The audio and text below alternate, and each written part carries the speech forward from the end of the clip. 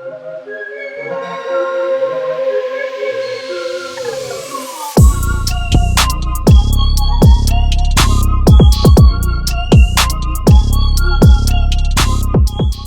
is up, guys? Welcome back to episode 6 of the HELLCAT Swap S10 Build. Now, in this episode, guys, we're going to be fabbing up a transmission cross member.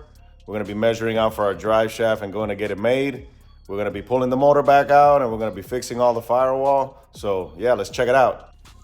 All right, guys, so that's the factory cross member that we got there that we're going to try to modify. So what's the idea that we're going to try to do? Basically what we're going to do is take the factory cross member. It has the stud, I guess you want to call it, or the mounting plate coming off towards the motor. We're going to take it, cut it off, and flip it to the back side since this transmission is longer, and see if we can utilize the factory mounting points in the frame itself for the cross member, and we're just going to re-weld the tab itself on the back side of the cross member. Well, that's what we're going to get to, guys. We basically cut the factory bracket off the cross member, right? Right where it went. It was on this side. Now we were able to stay still with the factory hose, guys, so you can still run the factory hose. Now we're going to modify this bracket. You have to go up. We're going to cut a C in this to get a tight radius on this, and then plate the back in, but it has to go back about an inch that way. So we inverted the bracket. Now we're going to weld it in, tack it in place. Yeah, we're going to put a tack on these corners here, and then take the plate and put on the backside, tack it in. That way it secures this angle where it's flush on the mount now. Then we can pull it out, weld it solid. Nice. And it's all done.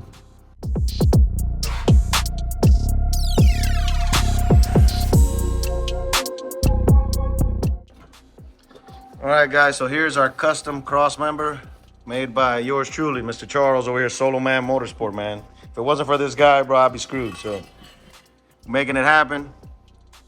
And that's your custom factory-ish cross member.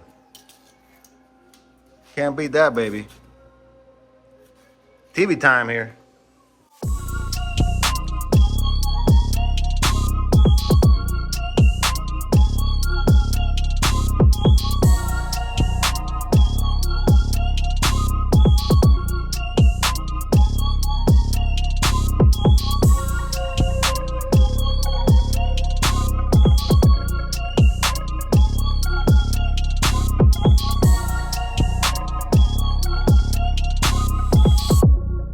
All right, guys, so we gone ahead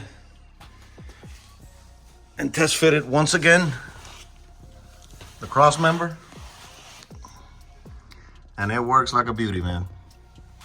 We just got to take it off and doll it up a bit. Next step is we're going to get this transmission yoke.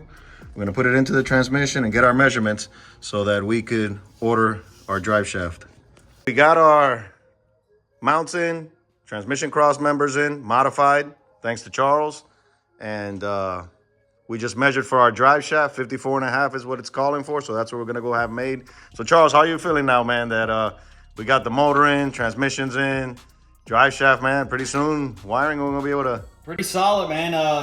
Obviously, like everything, we thought it'd come over, take an hour, do the cross member. We readjusted a few things, make sure all the angles are good, modified the cross member. Everything looks good, everything's bolted in, it's ready to just take out. Clean it up a little bit, paint it, good to go. Now doll up the cross member, doll up a couple little things here and there, and then I'm gonna pull the whole motor out, guys, and start working on that firewall. Now here's the transmission cross member all dolled up after being customized, welded, mounts moved. So we're gonna get ready to install it. And as you can see, everything is in the factory location.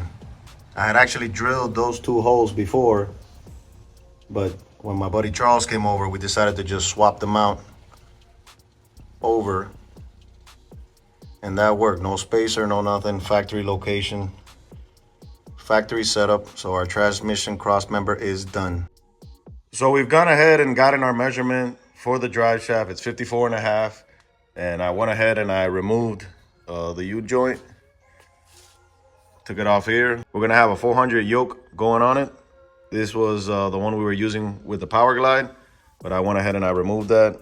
We're gonna take it to our local drive shaft shop and see if they'll shorten it, because this one's just a little too long.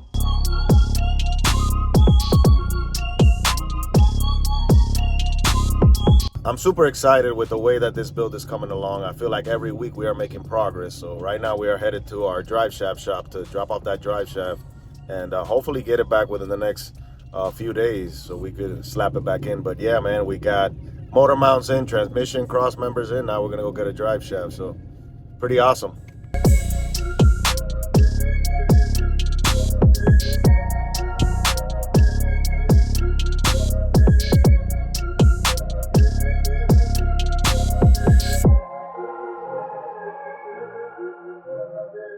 So we're here, we just dropped it off. Cool place, man. Super excited. They say that they could cut it back, so probably be like one day, man. Come pick it up in one day. So awesome. Check out this cool hot rod, man. I'm no Porsche fan, but this year, kind of like it. It's like a 944, I believe. Pretty dope. Hopefully it's a turbo car. Got some cool passengers in there. What's up, driver? Oh, the motor's set in, and it's like a behemoth in there. Look how huge that thing looks. Wow.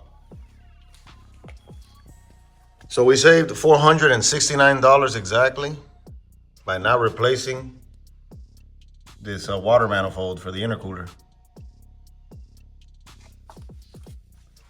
Awesome. I'm gonna do a little bit more trimming right here, but plenty of clearance for hoses, everybody.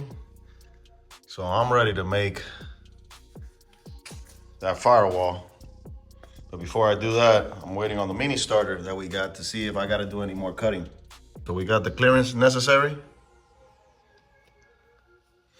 Save some money. Now those 400 and something, we could spend it on the 300. That's the mini starter. Then order a new alternator. Drive shaft is on order. So we're looking good. Guys, it's been a few days. We just got a call back.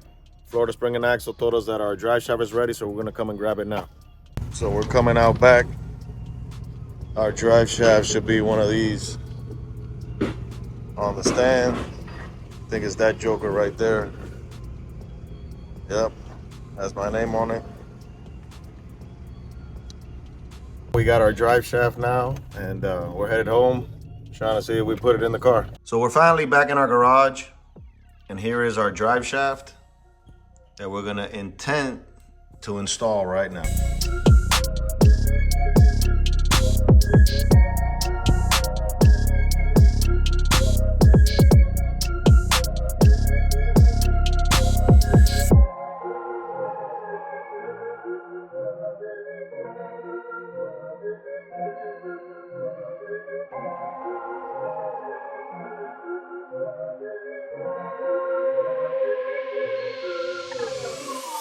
So we are taking a little trip to our local O'Reilly's. Long story, we ended up finding the little mini starter that we were looking at online. There was a company, Mopar had one. They wanted like $300 and something for it. I did a little more digging, and turns out that that one that they're selling belongs to 06 to 2010 Challenger. So when I looked that up online on our local auto parts, like 160 bucks. So we're gonna go check it out. It's smaller than the factory HELLCAT one.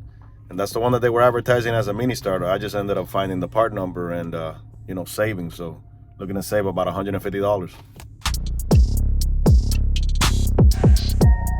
We ended up getting the part we needed.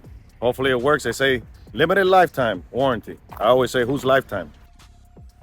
So we're back home, and here you can see the difference between the new starter, which I call like a mini starter, versus the factory one. So you can see how much more. This one's like probably an inch and a half bigger. So we're gonna try to test fit it. Hopefully it fits, and then we don't have to do any kind of more modifications to the frame as well. Check out the starter. Little mini starter fits actually perfect. Almost like it was meant to be. Look how much clearance. Nothing is hitting, everything is perfect. Mini starter, 06 to 2010 Challenger. So quick recap, we got the mounts, transmission cross members in, drive shafts in, starter fit perfectly. We gotta, like I said, pull the motor out to start working on the firewall, but we've gone ahead first and put the front clip back on, because we're gonna eventually scale this truck because we got a surprise for you guys, but that's gonna be on the next video.